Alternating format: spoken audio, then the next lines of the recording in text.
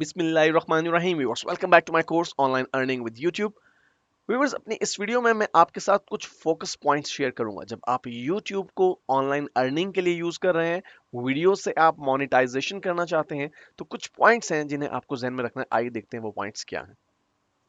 Okay viewers, सबसे पहली बात यह है कि आप जब कंटेंट्स यानी अपनी वीडियोस क्रिएट करें, तो कुछ बातों का आपको ख्याल रखना है। आपको ऐसे कंटेंट्स प्रोवाइड करने हैं जो कि एंड यूजर के लिए कुछ वैल्यू प्रोवाइड कर रहे हो।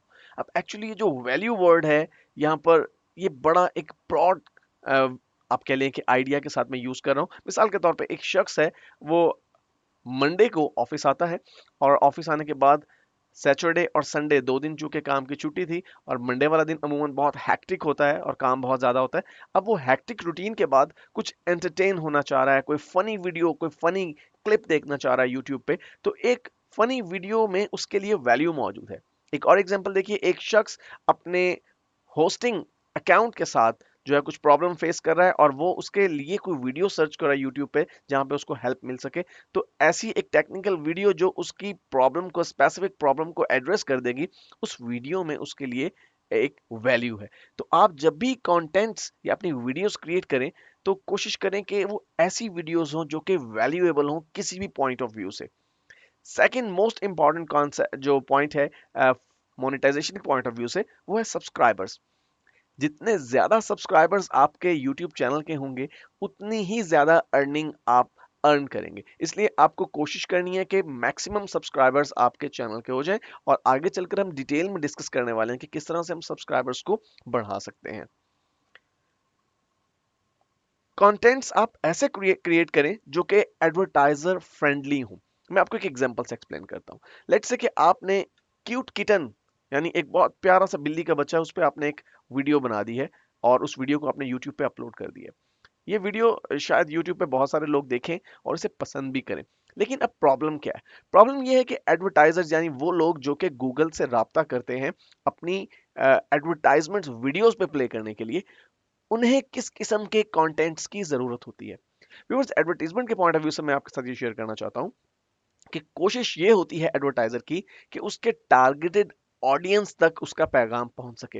मिसाल के तौर पे आपने शायद कभी नोटिस किया हो कि ये जो कुकिंग से रिलेटेड प्रोडक्ट्स होती हैं, कुकिंग ऑयल्स हो गए, मसाले हो गए, इनकी एडवर्टीजमेंट सुबह 9 बजे से दोपहर 12 बजे के दरमियान बहुत ज़्यादा आती है। उसकी वजह ये है कि इस दौरान अमूमन ख़वातीन टेलीविज़न देख रही होती हैं घरों पर, मॉर्निंग शोज़ चल रहे होते हैं, और उनकी प्रोडक्ट्स की एडवर्टीज़मेंट जो है वो ज़्यादा वहाँ पे इम्पैक्ट प्रोड्यूस कर सकती है। बिल्कुल इसी तरह से यूट्यूब पर एडवर्टीज़मेंट करवाने वाले लोग, एडवर्टाइज़र्स, ये चाहते हैं कि उनकी एडवर्टीज़मेंट जो है वो ऐसी वीडियोज़ पर डिस्प्ले की जाए जो कि उनके एडवर्टीज़मेंट से रिलेटेड हो। मिसाल के तौर पे आपकी एक वीडियो है जो कि लेट्स से एक डेडिकेटेड सर्वर को कंट्रोल करने या मैनेज करने से मुतालिक है। अब एक होस्टिंग कंपनी डेफिनेटली लाइक करेगी कि एक ऐसी वीडियो जो कि होस्टिंग से रिलेटेड बनी हुई है, उसी पर उनकी एडवर्टीजमेंट जो है वो डिस्प्ले की जाए।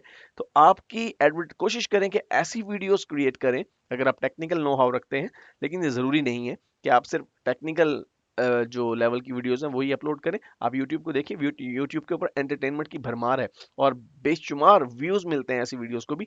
लेकिन अगर हम एडवर्टाइजर की पॉइंट ऑफ व्यू से बात करें, तो ऐसे कंटेंट्स जो कि एडवर्टाइजर फ्रेंडली हैं, वो ज़्यादा अट्रैक्ट करते हैं एडवर्टाइजर को एडवर्टाइज करने के लिए। कोशिश कीजिए कि आपकी वीडियोस जो हैं उनके व्यूज बढ़ें, आपकी वीडियोस जो है रेपिटेडली व्यू की जाएं, और लॉयलिटी प्रोड्यूस हो। लॉयलिटी कैसे प्रोड्यूस हो कि अगर आप एक अच्छी क्वालिटी वीडियो प्रोड्यूस करते हैं, तो दोस्त दोस्तों के साथ लोग शेयर करते हैं कि मैंने एक अच्छी वीडियो देखी यूट्यूब पे, और इस तरह से आपके सब्सक्राइबर भी बढ़ेंगे। और आखिर में मैं बात करूंगा कि आप ऐसे कंटेंट्स प्रोड्यूस करें जो कि एवरग्रीन हो। एक ऐसी वीडियो जो आपने आज प्रोड्यूस की है, लेकिन वेरी नेक्स्ट डे या कुछ दिनों के बाद वो ऑब्सोलीट हो जाती है।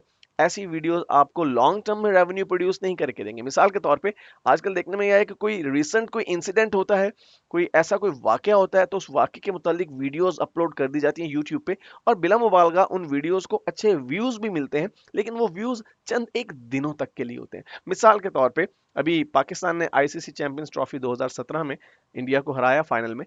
तो आप देखिए कि यूट्यूब पे क्रिकेट से रिलेटेड जो उस फाइनल मैच की जो हाइलाइट्स थी, या जो बॉलिंग अच्छे स्पेल्स थे, उनकी वीडियोस बहुत ज़्यादा पॉपुलर हुई। लेकिन देखिए कि ये एवरग्रीन कंटेंट नहीं है।